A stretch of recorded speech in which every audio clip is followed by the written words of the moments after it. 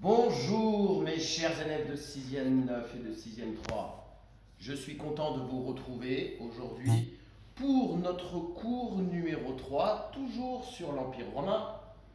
Bonjour à Dédé la grenouille, comme d'habitude. Nos gestes d'usage. Toujours une pensée pour le personnel soignant qui se bat en ces temps de pandémie. Aujourd'hui, cours numéro 3 sur le Principat et ce bâtiment très significatif de la cité-État de Rome, le Colisée. Regardons tout ça de plus près. Alors, d'abord,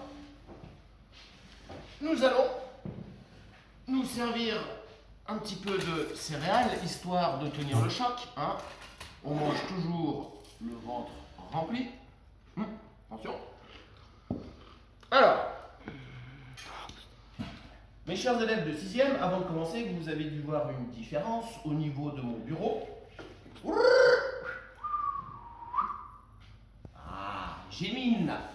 Ainsi, nous sommes mieux. L'environnement de travail est amélioré. En ces temps de confinement, eh bien, il faut s'adapter. J'ai donc décidé de mettre cette nappe pour être un petit peu plus à l'aise. Alors, reprenons.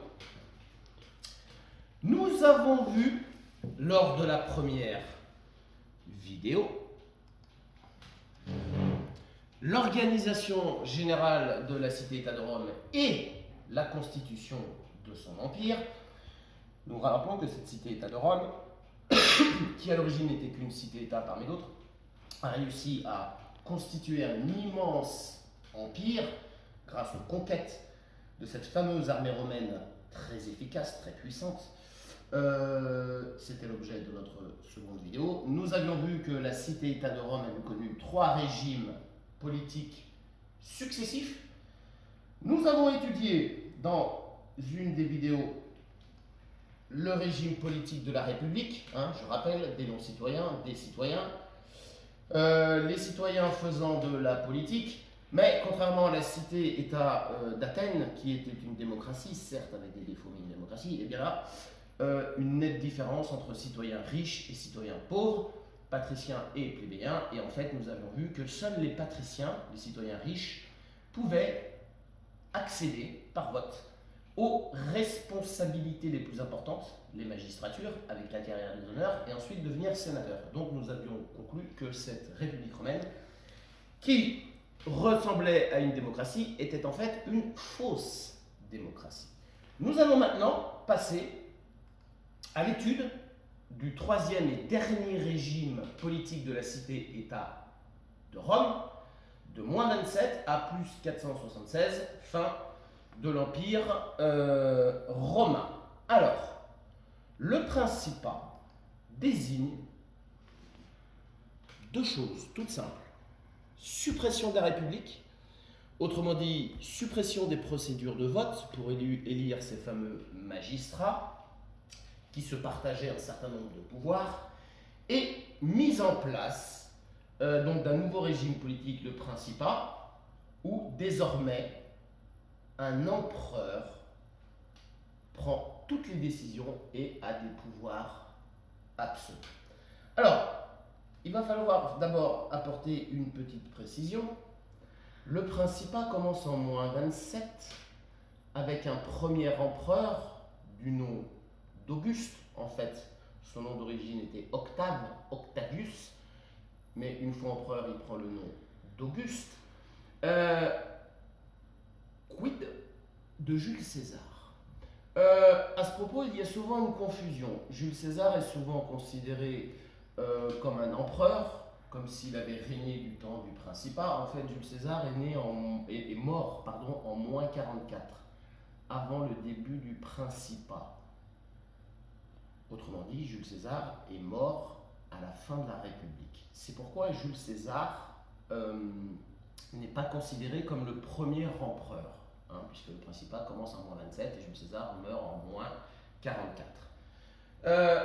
Pourquoi? Parce que Jules César n'a pas supprimé la République. Il n'avait pas vraiment le titre d'empereur, mais le titre de dictateur à vie. Mais néanmoins, Jules César a contribué à la suppression de la République, même s'il ne l'a pas supprimée lui-même. Donc on peut dire en quelque sorte que Jules César, qui se situe ici, on peut dire que c'est l'ancêtre du premier empereur du Principat. Le premier empereur du Principat, en moins 27, s'appelle Auguste. Alors, durant toute cette période, durant toute la durée du Principat, environ 70 empereurs vont se succéder jusqu'à la fin de l'Empire romain, et chacun de ces empereurs avait donc un pouvoir absolu. Désormais, contrairement à la République, le pouvoir n'est plus partagé entre différentes personnes qui peuvent être élues, etc. Désormais, l'empereur possède absolument tous les pouvoirs. Avant de parler des pouvoirs de l'empereur, intéressons-nous à ses titres. Alors, les empereurs avaient deux titres, le titre d'impérator et le titre d'Auguste. Certains empereurs avaient même le titre de César. Alors, qu'est-ce qu'un titre? Un titre, c'est le nom qu'on donnait à l'empereur, c'est-à-dire qu'il y avait son prénom, son nom, et puis à la fin, on rajoutait ce titre. Un exemple, imaginons, je suis empereur. Empereur Morgan Chiron. Eh bien, dans ce cas-là, on m'aurait rajouté les titres d'impérator et d'Auguste. Empereur Morgan Chiron, impérator Auguste. Donc c'est un nom qu'on va accoler après le nom officiel de chaque empereur. Alors, impérator, à l'origine, c'est un titre qu'on donnait à un général de l'armée romaine qui revenait dans la cité-État de Rome après une victoire éclatante, après la conquête d'un territoire. Donc à l'origine, impérator désigne chef des armées, le fait qu'on soit chef des armées, qu'on ait un pouvoir militaire. Et c'est de ce mot qu'est venu le terme empereur. Donc impérator, c'est un titre qu'on accole après le titre officiel de l'empereur pour désigner le fait qu'il est le chef de l'armée. Le titre d'Auguste signifie l'élu des dieux. Cela signifie qu'à l'époque, on considère que l'empereur a été choisi par les dieux romains. Donc ce n'est pas un homme ordinaire, c'est un homme qui est considéré comme l'égal d'un dieu et on va lui rendre un culte. Donc d'abord, ces empereurs qui se succèdent ont tous un titre accolé à la fin de leur nom, titre d'impérator, titre d'Auguste et parfois le titre de César. Certains empereurs se donnaient le titre de César en hommage en quelque sorte à Jules César. Morgan, Chiron, impérator, Auguste, César. Bien. Nous avons dit que les 70 empereurs qui se succèdent ont un pouvoir absolu. Cela veut dire quoi? Cela veut dire qu'ils prennent seuls toutes les décisions dans tous les domaines. Alors, désormais, l'empereur a un pouvoir financier. C'est lui qui s'occupe des finances de Rome et de l'Empire. Souvenez-vous, du temps de la République, qui gérait l'argent de la cité-État de Rome et de l'Empire? Eh bien, c'était les questeurs. Désormais, c'est l'empereur qui a récupéré ce pouvoir. L'empereur a également un pouvoir judiciaire. Il peut juger n'importe quelle personne comme il l'entend. Souvenez-vous, du temps de la République, ce pouvoir appartenait aux préteurs. Il a également un pouvoir religieux. Il a un pouvoir militaire, chef des armées. Souvenez-vous, pendant la République, ce pouvoir appartenait aux consuls. Vous vous souvenez, les consuls étaient élus à la fin de la carrière des honneurs avant de devenir sénateurs.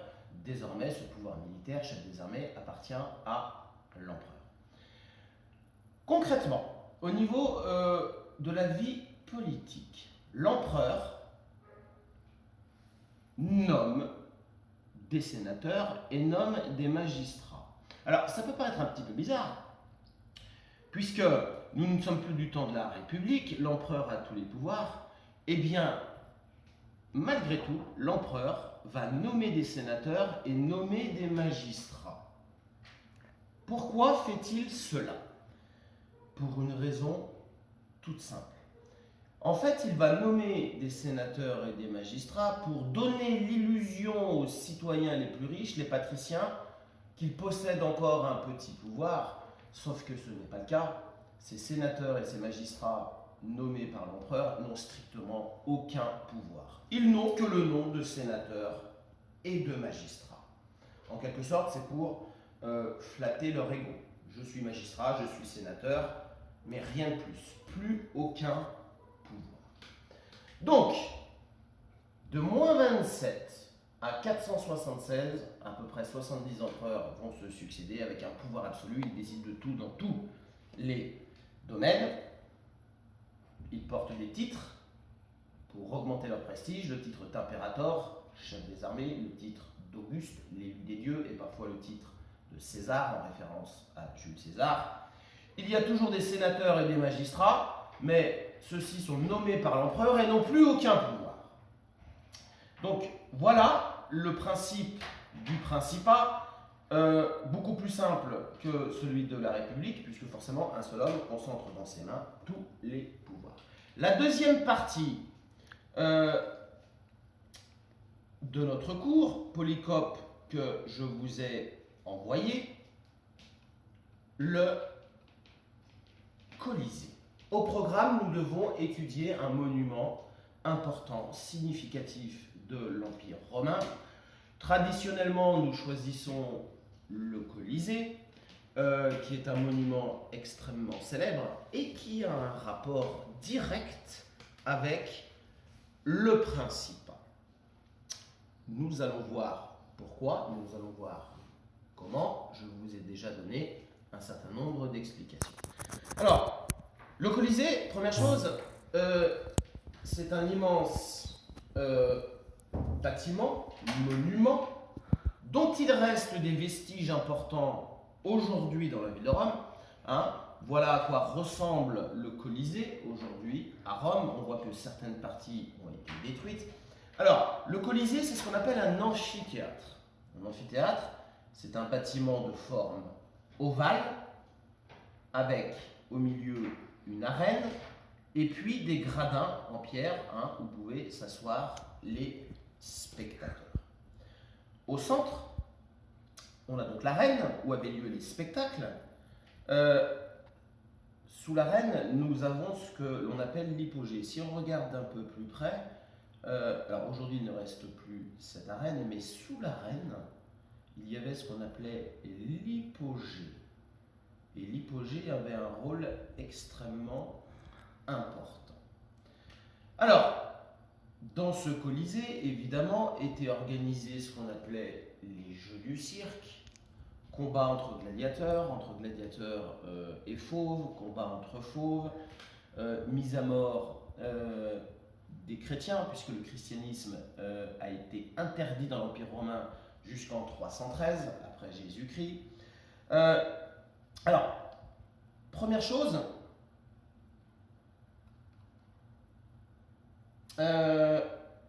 quel rapport entre ces spectacles au Colisée et puis le Principat? Eh bien, un rapport tout simple. Désormais, avec le Principat, les citoyens n'ont plus aucun rôle, n'ont plus aucun pouvoir, puisque c'est l'empereur qui détient tous les pouvoirs. Et donc, ces citoyens n'ont plus aucune activité politique, n'ont plus rien à faire, puisque c'est l'empereur qui décide de tout. Et donc, ces citoyens, ils peuvent s'ennuyer, ils ne font plus de politique. Ces citoyens, ils peuvent être frustrés, parce qu'ils n'ont plus aucune responsabilité, plus aucun pouvoir. Et donc, les empereurs se sont dit, ces citoyens qui s'ennuient, qui peuvent être frustrés, qui peuvent peut-être avoir des idées de rébellion, parce qu'ils se disaient peut-être que sous la République, ils avaient plus de pouvoir, eh bien ces citoyens, il faut les occuper, il faut les distraire. Et c'est pourquoi les empereurs successifs organisaient très régulièrement ces jeux du cirque dans des amphithéâtres qui existaient dans tout l'Empire romain, mais l'amphithéâtre le plus grand étant celui-ci, le Colisée à Rome. Il fallait distraire ces citoyens pour éviter qu'ils ne s'ennuient et pour éviter qu'ils ne pensent à se rebeller. Voilà. C'était aussi un moyen pour l'empereur qui assistait lui-même à ces jeux du cirque, ici, dans ce qu'on appelle la loge de l'empereur. Nous verrons tout cela en images tout à l'heure, dans des vidéos de reconstitution. L'empereur assistait à ces jeux, ici, dans la loge dédiés à l'empereur. Et donc ces jeux étaient l'occasion pour l'empereur de rencontrer son peuple, d'être en contact avec son peuple, et même mieux que ça, d'être acclamé par son peuple, puisque c'est l'empereur qui organise ces jeux, c'est l'empereur qui finance ces jeux, c'est l'empereur qui offre ces jeux à son peuple, à ses citoyens. Et donc, lors des spectacles, l'empereur était très fréquemment acclamé, applaudi. Donc ces jeux permettent de divertir les citoyens pour éviter qu'ils ne pensent à autre chose, et c'est un moyen aussi pour l'empereur d'être en contact avec son peuple et d'être applaudi, d'être acclamé. En quelque sorte, le contrat, c'est celui-ci. L'empereur, il ne le dit pas comme ça, mais l'empereur dit « Désormais, je prends tous les pouvoirs, vous n'avez plus aucun rôle politique, mais en échange, je vais vous offrir certaines choses, dont ces fameux jeux du cirque, dont les citoyens romains sont très friands. Les citoyens romains adorent ces jeux, qui, le plus souvent, sont assez cruels, assez sanguinaires, mais de notre point de vue, évidemment, hein, il faut se mettre dans la tête de ces citoyens romains qui vivaient il y a plusieurs siècles, les mentalités n'étaient pas les mêmes. Alors, donc, le Colisée, un amphithéâtre, autrement dit, un monument de forme ovale, au centre une arène, sous l'arène l'hypogée, on verra à quoi servait l'hypogée, des gradins en pierre. Premier étage de gradins, s'asseyaient les citoyens les plus riches, les patriciens, avec aussi l'empereur, la loge de l'empereur. Deuxième et troisième étage, s'asseyaient les citoyens pauvres, les plébéiens.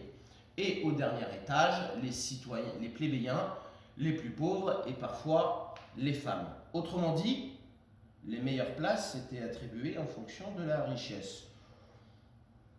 Ça n'a pas tellement changé. Aujourd'hui, dans les grands stades de compétition sportive, les meilleures places sont évidemment les plus chères. Ben là, c'est un petit peu le même principe. Hein. Plus on est riche, plus on bénéficie des meilleures places. Il y avait aussi une toile tendue, tout en haut, nous le verrons en image tout à l'heure, pour protéger du soleil. Et le Colisée, le nom de cet amphithéâtre romain, le plus grand de l'Empire, parce qu'il en existait partout dans l'Empire, pouvait accueillir 50 000 spectateurs. Alors, 50 000 spectateurs, c'est un chiffre dont nous sommes sûrs. Nous trouvons parfois dans certaines sources une capacité d'accueil de 70 000 spectateurs ou 80 000 spectateurs. Il semblerait aujourd'hui que ce chiffre soit un petit peu exagéré. Hein. Aujourd'hui, on considère que ce monument pouvait accueillir 50 000 spectateurs, mais pour l'époque, c'est absolument gigantesque, c'est absolument important. Si on fait la comparaison, aujourd'hui, un stade, imaginons un stade de foot qui peut contenir ou accueillir 50 000 spectateurs, c'est déjà un stade important aujourd'hui. Vous imaginez à l'époque. Alors, les différents spectacles proposés aux 50 000 citoyens qu'il faut divertir. Les combats entre animaux sauvages, des animaux sauvages qui viennent de tout l'Empire romain, c'est aussi l'occasion pour les citoyens de découvrir la faune qui peut exister dans cet immense empire. Des combats entre gladiateurs et fauves. Alors les gladiateurs, ce sont soit des esclaves, soit des prisonniers de guerre qu'on va obliger à combattre, et souvent à combattre à mort pour le plaisir de ces 50 000 citoyens complètement surexcités. Mais le spectacle le plus prisé, c'est-à-dire le plus apprécié, étant le combat entre gladiateurs, hein, je répète, des esclaves, des prisonniers qu'on oblige à combattre, à se battre l'un contre l'autre, souvent des combats à mort. On oblige les gladiateurs à se battre et à tuer l'adversaire. D'ailleurs, certains gladiateurs qui remportaient de nombreuses victoires devenaient en quelque sorte des stars pour les citoyens qui assistaient à ces spectacles. Autre spectacle d'une grande cruauté, la mise à mort des chrétiens de l'Empire. Je l'ai dit tout à l'heure, le christianisme est une religion à l'époque nouvelle, interdite dans l'Empire romain. elle sera autorisée seulement en 313, à la fin de l'Empire là. Et donc, les chrétiens qui étaient identifiés comme chrétiens, eh bien, pour montrer l'exemple, ils étaient mis à mort, ils étaient attachés au centre de l'arène, et puis on lâchait les fauves pour qu'ils soient dévorés. Donc, toutes sortes de spectacles cruels, sanguinaires, mais que les citoyens adoraient. Et je répète, le spectacle le plus apprécié, le plus prisé, le combat entre gladiateurs. D'ailleurs, une petite précision, lorsque deux gladiateurs s'affrontaient et que l'un était à terre mais n'était pas encore mort, eh bien, le gladiateur demandait à l'empereur s'il devait l'achever. Et comment décidait l'empereur? Eh bien, l'empereur écoutait ce que lui disait le public. Si le public disait à mort, eh bien, l'empereur baissait son pouce comme ceci, et le gladiateur qui avait pris le dessus tuait, achevait son adversaire. Très intelligent. De la sorte, l'empereur montre que c'est lui qui décide, mais en même temps, il montre qu'il écoute son peuple, son public. Alors, revenons à l'hypogée.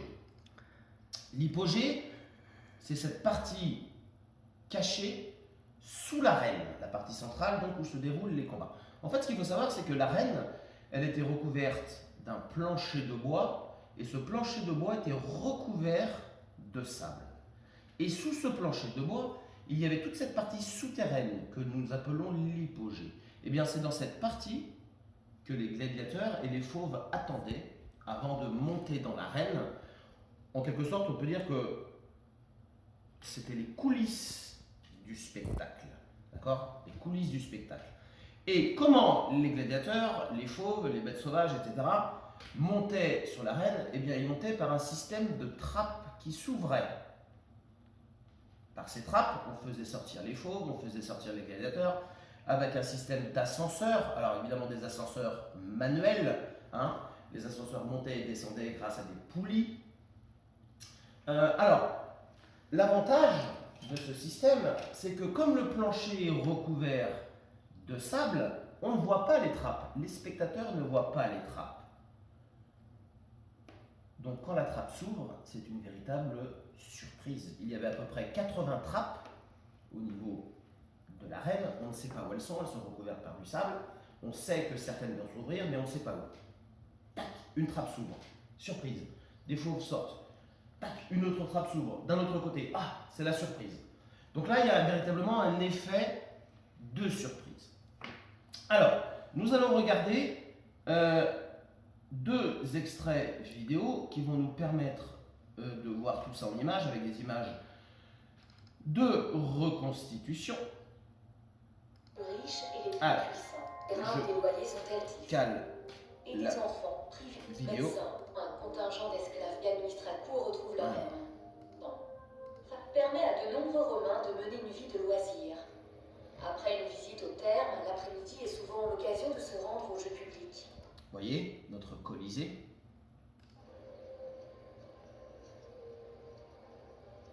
Les plus spectaculaires sont organisés dans le grand amphithéâtre flavien, le Colisée. 189 mètres de long. Voyez cette belle reconstitution? Voyez ce dispositif-là qui est fait de tissu pour protéger les spectateurs du soleil. Nous avons ici la loge de l'empereur. Premier étage de gradin, les citoyens les plus riches. Les étages suivants, les plébéiens, les citoyens les plus pauvres. De large, 48 mètres de haut. La structure peut accueillir de 50 000 à 75 000 spectateurs, rassemblant toutes les classes sociales. Alors, deuxième extrait vidéo.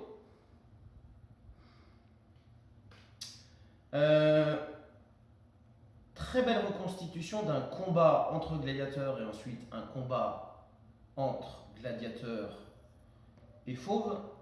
Alors.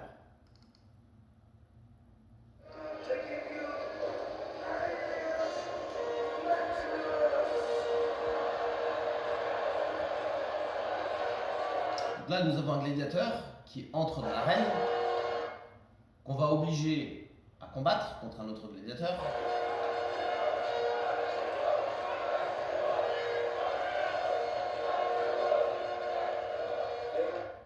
L'empereur qui assiste au spectacle, qui a offert ce spectacle. C'est en anglais.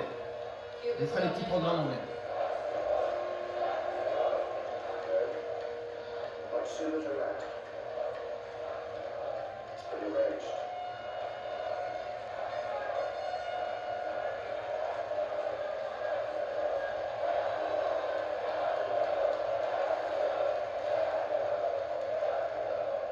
Combat entre les gladiateurs.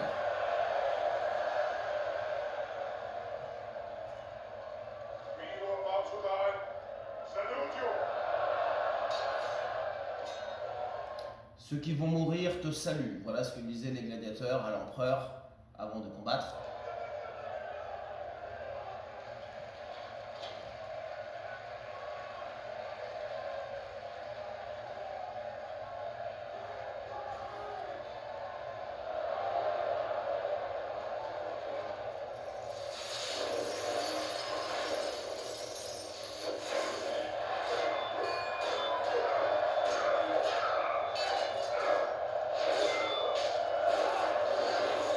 Voyez ce fameux strap qui s'ouvre. Voyez l'effet de surprise. Le plancher étant recouvert de sable, on ne sait pas où est la trappe. Et la trappe s'ouvre par surprise. Et là, on va faire monter les fauves.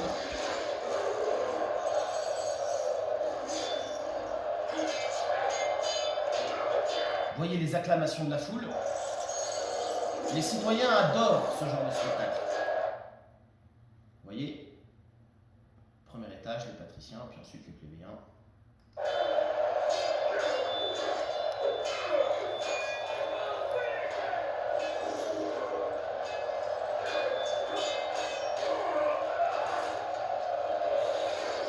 Vous voyez, une autre trappe s'ouvre, vous voyez, avec l'hypogée en dessous, les coulisses.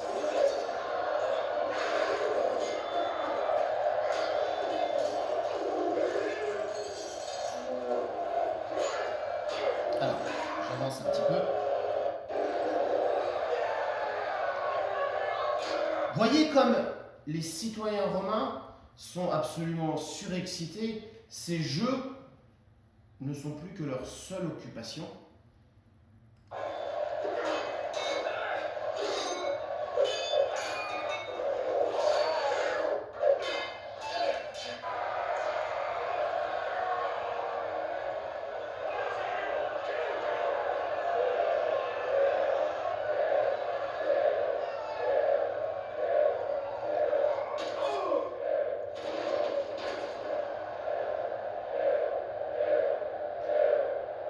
Vous voyez, les 50 000 spectateurs crient à mort, à mort, à mort, et l'empereur va suivre cette décision.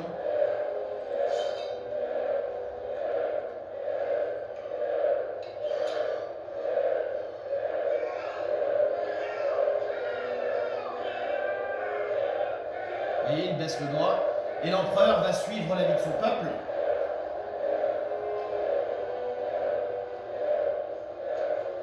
Et baisser à son tour son doigt.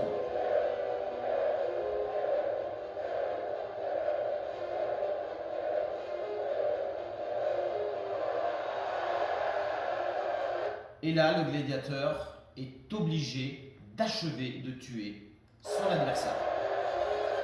Alors, pour finir, nous reprenons le principat durant les 5 derniers siècles de l'Empire romain.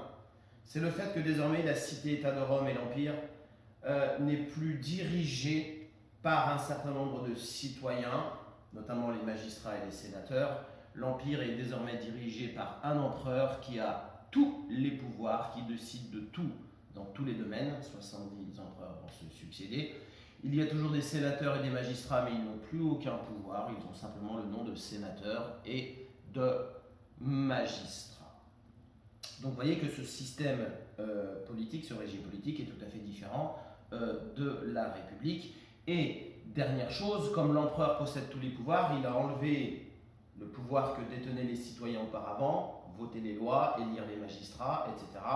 Et bien en contrepartie, l'empereur va offrir à ces citoyens qui s'ennuient, qui peuvent être frustrés, qui peuvent réfléchir à une forme de rébellion, de révolte, eh bien on va offrir des spectacles très fréquents dans des lieux qu'on appelle des amphithéâtres. Et l'amphithéâtre le plus important, le plus grand, le plus connu de l'Empire romain, étant celui du Colisée à Rome. Et nous avons vu quel genre de spectacle il y avait lieu.